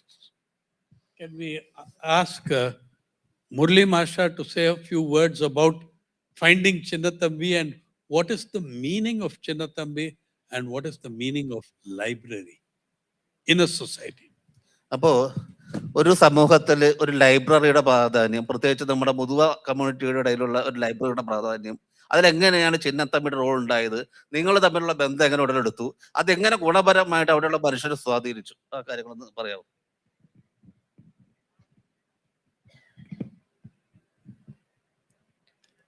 രണ്ടായിരത്തിലാണ് എടമലക്കുടിയിൽ ഞാൻ അധ്യാപകനായി എത്തുന്നത്. I reached Edamalakudi in 2002 as a single school teacher. 5 വയസ്സിനും 15 വയസ്സിനും ഇടയിലുള്ള 55ഓളം കുട്ടികളായിരുന്നു ആദ്യകാലത്ത് ഈ സ്കൂളിൽ പഠിച്ചത്. In the first batch there were 55 students. Their age was ranging between 5 and 5 വയസ്സ് മുതൽ 15 വയസ്സ് വരെ. Their age was between 5 and 15. ഈ കുട്ടികൾ 4ാം തരത്തോടു കൂടി പഠനം ഉപേക്ഷിക്കുന്ന ഒരു സ്ഥിതിയാണ് ഉണ്ടായിരുന്നത്. Till I arriving there, they were dropouts. Mostly they continue the primary education till the standard of 4th. Then they became dropouts. തുടർന്ന് ഇവര് വനവിഭവ ശേഖരണത്തിനും അതുപോലെ തന്നെ കാർഷിക വിളകളിൽ രക്ഷിതാക്കളെ സഹായിക്കുകയും ചെയ്യുന്ന ആ ഒരു തൊഴിലിലേക്ക് കടന്നു. After dropping out from the schools, these children either they will go and collect minor forest producers from the nearby forests, or they will assist their family members in farming practices. ഇങ്ങനെ പോകുന്ന ഈ കുട്ടികളിൽ നിന്നും അവർ അക്ഷരത്തിൽ നിന്നും വിട്ടുപോകുന്ന, അതായത് അവർ ഈ ജോലികളിലേക്ക് കടന്നു കഴിയുമ്പോഴത്തേക്കും പിന്നീട് അവർ വായനയോ മറ്റ് ഒരു ഇതുമില്ലാത്ത രീതിയിൽ അവർ വീണ്ടും ആ അക്ഷരങ്ങളിൽ നിന്നും വിട്ട് വീണ്ടും നിരക്ഷരരായി മാറുന്ന ഒരവസ്ഥയാണ് ഉണ്ടായിരുന്നത്. The trend that time was those who are moving out of the school or dropping out from the school and they engaging in agricultural activities or they are collecting minor forest producers, they becoming illiterates again because they are forgetting the letters, they are not getting any chance to read anything more. So the situation was bizarre. The literate children becoming instantly illiterates. ഇവരെ എങ്ങനെ അക്ഷരത്തിന്റെ കൂടെ കൊണ്ടുപോകാം എന്ന ചിന്തയാണ് ഒരു ലൈബ്രറിയുടെ രൂപീകരണത്തിലേക്ക് നമ്മളെ കൊണ്ടുവന്നത്. അപ്പോൾ ഇടവലക്കുടി പഞ്ചായത്ത് 2010 രൂപീകരിക്കുന്നത്.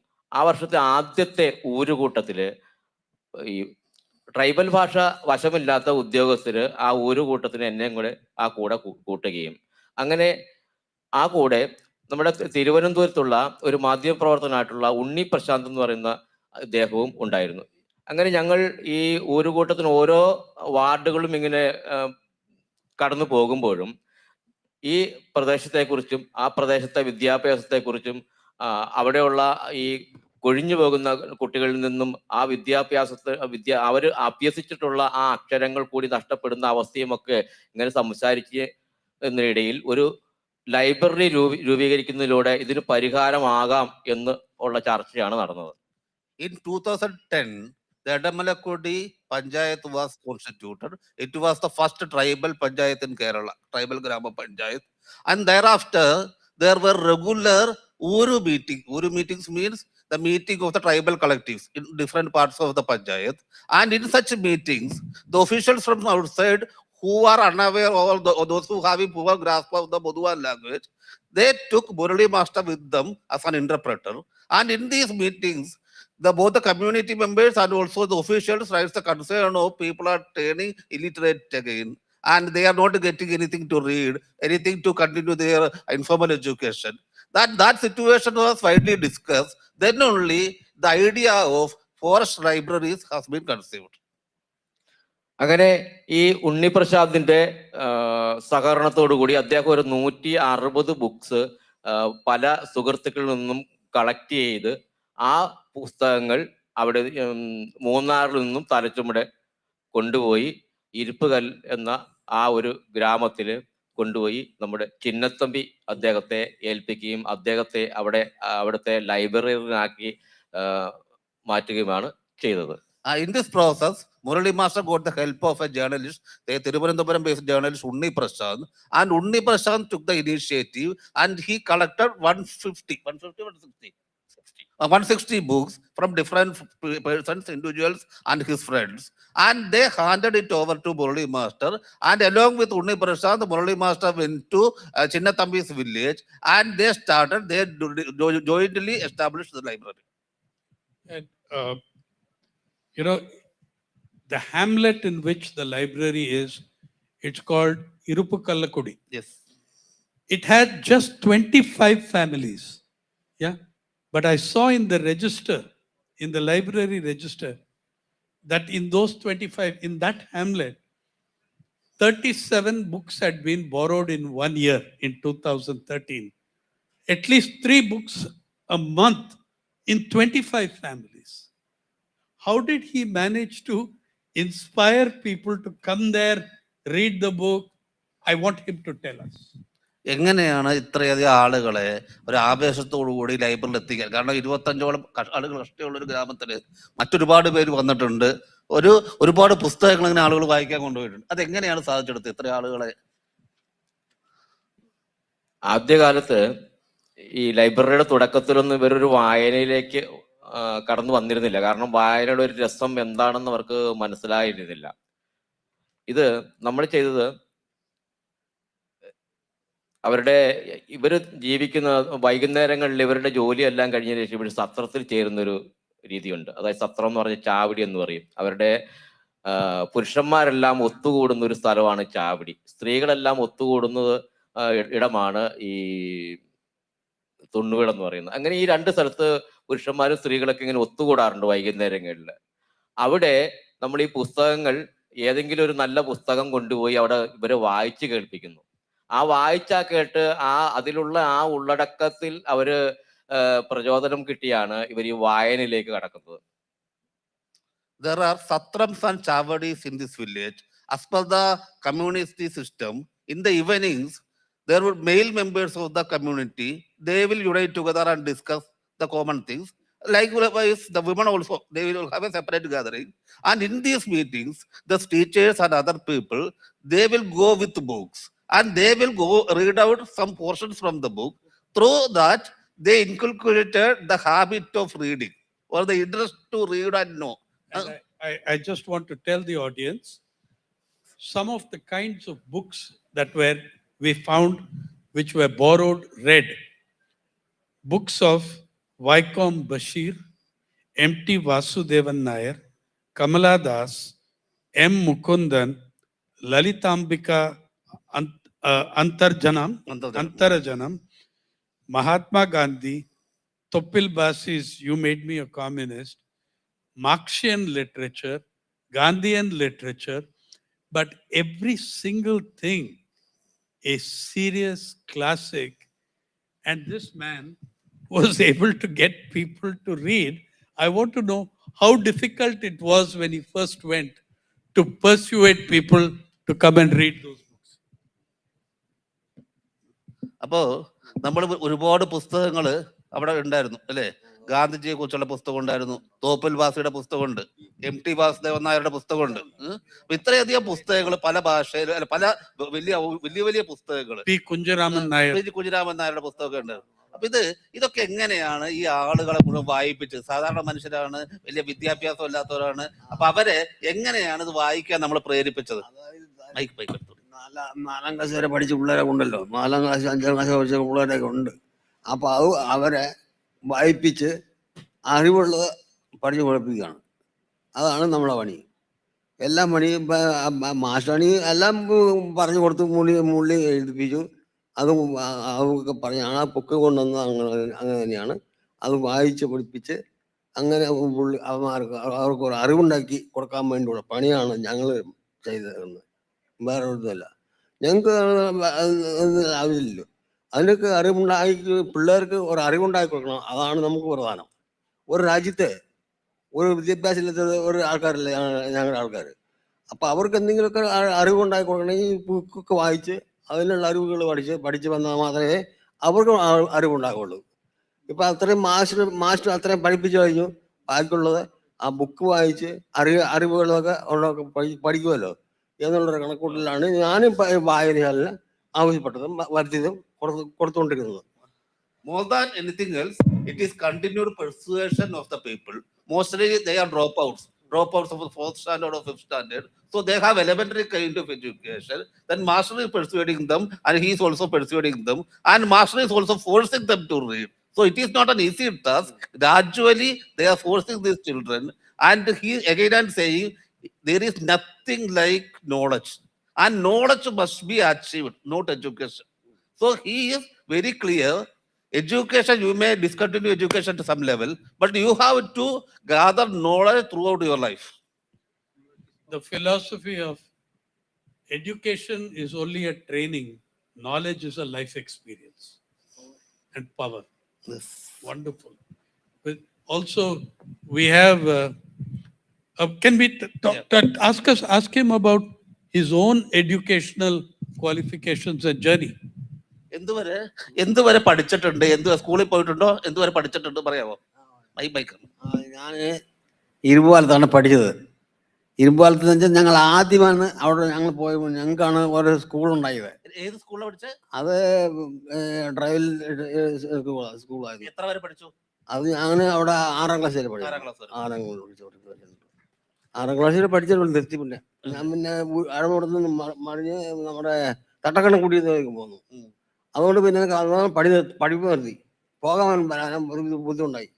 അവിടെ നിന്ന് ഞങ്ങളുടെ ആൾക്കാർ അമ്മാവന്മാരെ വന്ന് വിളിച്ചോണ്ട് പോയി. പോയ പോക്കിനങ്ങ് പോയി.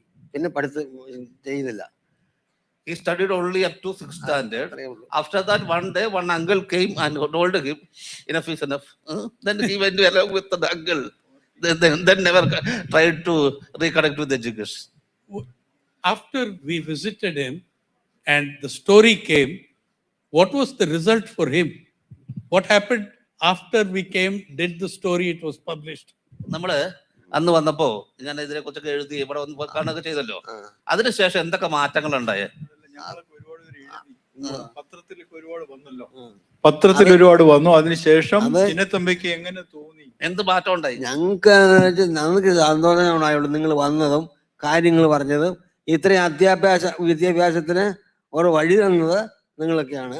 അപ്പം അതുകൊണ്ട് നല്ല കാര്യമാണ്. ആ കാര്യം ഈ വിദ്യാഭ്യാസത്തിലേക്ക് ഒരു അറിവ് തരാനുള്ള ഒരാളുണ്ടെങ്കിൽ അതൊരു നല്ലൊരു കാര്യമാണ് എന്നും പറഞ്ഞുകൊണ്ട് ഞങ്ങൾ സന്തോഷമായി പറഞ്ഞിട്ട് അത് നിർത്തി. അല്ല, അതല്ല നമ്മൾ പറഞ്ഞത്. നമ്മളിപ്പോ അവിടെ ഞങ്ങൾ വന്നില്ലേ, അപ്പൊ അന്ന് നമ്മൾ സാർ ഇതിനെ കുറിച്ച് എഴുതിയല്ലോ. ഇതൊക്കെ കഴിഞ്ഞപ്പോ ഒരുപാട് ആളുകൾ വരാനും അന്വേഷിക്കാനും ഒക്കെ തുടങ്ങിയില്ലേ? അങ്ങനെ അതിനെ കുറിച്ച് അനുഭവങ്ങൾ പറയാം. എന്താ ഉണ്ടായത്? അത് അതുകൊണ്ട് കൊണ്ടുപോയി വായിക്കും. അത് ബുക്ക് അങ്ങനെ തരും. വേറെ ഒന്നും പറയാൻ നോക്കില്ല. കുറെ പുസ്തകങ്ങൾ കിട്ടി. അത്രേ ഉള്ളൂ. അലമാര കിട്ടിയില്ലേ? അലമാര ഒരെണ്ണം കിട്ടി. അതുകൊണ്ട് കഴിയില്ല. പിന്നെ ബാക്കിയുള്ളത് ഒന്നും ചെയ്യാൻ പറ്റില്ല. So he got some more books. One alamara. പിന്നെയാണ് അവിടെ നിന്ന് മാറ്റിയത്. ആനയ്ക്ക് മേടിച്ചിട്ടാണ്. എല്ലാം കളഞ്ഞ പോയില്ലേ. പിള്ളേർക്ക് പഠിക്കേണ്ട പുസ്തകം. Finally, the fear of elephant that turned the ultimate reality. So they had to shift. Now the collection is more. After that, the collection went to more than 2,000 books. Yeah. So അപ്പൊ ഇത് ഇപ്പൊ 2000 പുസ്തകം ഉണ്ടോ? ഉണ്ട്, കുറച്ചുണ്ട്. അല്ല, അന്ന് 150 പുസ്തകം ഉണ്ടായിരുന്നു. ബാക്കിയുള്ളതൊക്കെ നമ്മളുടെ വീട്ടിലിട്ട് പോയി. അപ്പൊ ഇപ്പൊ എല്ലാം കൊണ്ടുവന്നു. ഇപ്പൊ 2000 പുസ്തകം ഉണ്ട്. 2000 പുസ്തകം കൊണ്ട് പുള്ളിയുടെ കൊണ്ടുവച്ചിട്ടുണ്ട്. കൊണ്ടുവരാൻ പറ്റില്ലാണ്ട്. അപ്പൊ അങ്ങനെ ഇരിക്കുന്നു. ബുക്കുണ്ട്, എല്ലാം ബുക്കുണ്ട്. എല്ലാം ഉണ്ട്. Shaji was the guy who filmed him and shot that footage which you saw. What is your memory of Chinnathambi? ഞങ്ങള് ചായ കുടിക്കാനായിട്ട് ഇങ്ങനെ കട അന്വേഷിച്ച് നടക്കുമ്പോഴത്തേക്ക് ഒരു കടയിൽ ചെന്നു. അപ്പോഴേ അദ്ദേഹം ചായ തന്നു. നേരത്തെ സൈനാഥ് പറഞ്ഞ പോലെ പഞ്ചസാര ഇല്ല, കട്ടൻ ചായ തരാമെന്ന് പറഞ്ഞു. ഞങ്ങൾ നോക്കിയപ്പോഴത്തേക്ക് കുറെ പുസ്തകങ്ങളും അവിടെ ഇങ്ങനെ ഇട്ട് കിടപ്പുണ്ട് അല്ലേ. അത് കണ്ടപ്പോഴത്തേക്ക് എൻ്റെ കൂടെ ഞങ്ങളുടെ കൂടെ IV ബാബു എന്ന് പറഞ്ഞ ഞങ്ങളുടെ ഒരു സുഹൃത്തുണ്ടായിരുന്നു. ബാബു ഇപ്പോഴില്ല.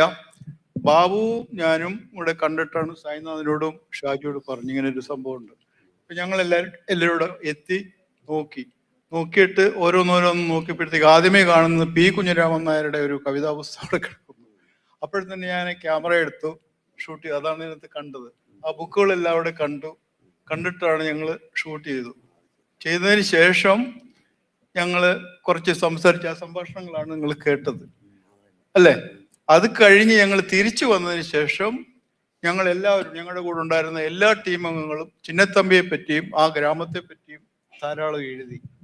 പിന്നെ സായിനാഥിന്റെ പാരി കൂടാണ് ലോകം മുഴുവൻ ഇത് അറിഞ്ഞത് അല്ലേ. അത് കഴിഞ്ഞ് ധാരാളം പുസ്തകങ്ങള്, ടേബിള്, ഒരുപാട് സാധനം വന്നു. അത് കഴിഞ്ഞ് ഇതിടാൻ സ്ഥലമില്ല എന്നുള്ളൊരു അവസ്ഥ വന്നു. ബുക്കൊക്കെ വെക്കാനുള്ള സംവിധാനങ്ങൾ വേണമല്ലോ. അപ്പൊ അതുകൊണ്ട് മാത്രമാണ് ഞങ്ങൾ അങ്ങനെ ഇത്രയും കാര്യങ്ങൾ പറയുന്നത്. And also, at one point he requested people to stop sending books because he didn't have the space, he didn't have the cupboards, he didn't have anything. But friends, I think, for those of us non-Keralites, non-Malayalis, who were immensely influenced and inspired by the literacy movement in Kerala, by many movements in Kerala, including I have to tell you this, that I have covered Kudumba Shri since 1998 when it started. But the finest unit of Kudumba Shri I have ever seen across Kerala was a group of Mudavan women in Edamalakudi. I have not seen a better self-help group anywhere in the country. Also a person, and also the leader of that group was also politically maligned and excommunicated for refusing to have Gau Mutra thrown on her house. She said, I don't want this, I don't believe all this nonsense. They boycotted her, but she was the head of the panchayat also. She was a leader in the panchayat. So how extraordinary things happen in such a rural setting, in a setting where, there's not a word of English. We walk into a school and ask people, children, what is your favorite language? What is your favorite subject? They say English. Then they knew English songs, which some of them they made up, but such an extraordinary, vibrant community. For me, when I was looking at the library movement in Kannur, and one library every ward, out of 1600 wards, they have covered 1400. And I kept thinking of Chinnathambi. This is the sort of person, for me, through the literacy movement, when I remember, and I remember asking an old gentleman, what have you gained by the literacy? He said, now I can read the bus number and name without asking people and being scolded, and being patronized. Yeah. The odds against which a community like the Mudavans have battled, and the kind of success they had could only have happened in Kerala.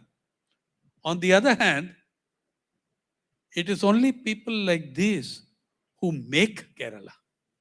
This is the sort of person who creates Kerala, and makes it so different.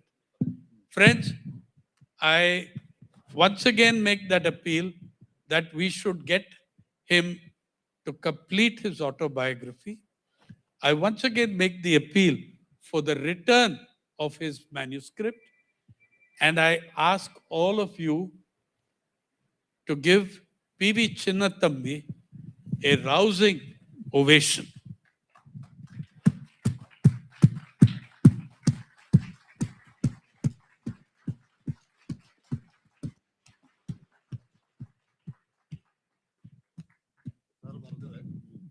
താങ്കളെ പോലുള്ള ആളുകളാണ് ഈ നാട്ടിൽ ഒരുപാട് കാര്യങ്ങൾ ചെയ്യുന്നത്. ഈ നാടിന്റെ വളർച്ചയ്ക്ക് വലിയ ഈ പുസ്തക ലൈബ്രറി ഒക്കെ നടത്തിയതുപോലുള്ള ഇനിയുള്ള കാര്യങ്ങൾ മുന്നോട്ട് പോകണം. നമ്മുടെ ആത്മകഥ കംപ്ലീറ്റ് ചെയ്യണം. അതിന് കൊണ്ടുപോയാൽ തിരിച്ചു തരണം.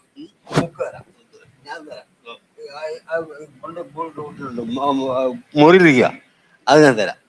അത് ഓരോ പഞ്ചായത്തിലുള്ള കാര്യങ്ങൾ മൊത്തം നമ്മൾ അത് നോക്കുന്നത്. മൊത്തം ഇതില്ല, സർക്കാരിന്റെ കേരള സർക്കാരിന്റെ എല്ലാ സർക്കാരും മൂന്നാണ്ടി സർക്കാരിലെ അവര് എന്നോടുണ്ട്. ആ ബുക്കൊക്കെ തരാം. വായന ബുക്കെല്ലാം ഉണ്ട് അവിടെ. ബുക്കില്ല അപേക്ഷ കൊടുത്തേക്കുന്നത് ബാക്കി copy അങ്ങോട്ടുണ്ട്. At this moment, he's even more emotional than I am. സംഘത്തിന്റെ ഒരു കണക്കുണ്ട്. അപ്പൊ അതും തരാം. A collection of documents related to the community for some time, and so he's ready to hand. മുതുവാസ് We can research on it and we can write it. ഞങ്ങൾക്ക് മുതുവാ സമുദായ സംഗമമുണ്ട്. അത് ഞങ്ങൾ പറഞ്ഞപ്പോ ചൂരുകല്ലില് ഇപ്പൊ നടന്നുകൊണ്ടിരിക്കുക. അപ്പൊ അതിന്റെ ഒക്കെ ലിസ്റ്റ് കൂടെ ഞാൻ ഇവിടെ തരാം, കൊടുത്തേക്കാം. കുടിയുടെ ഒക്കെ ലിസ്റ്റാണത്. ശരി. പരിപാടിയിൽ പങ്കെടുത്ത അതിഥികൾക്ക് KLIBF നന്ദി അറിയിക്കുന്നു.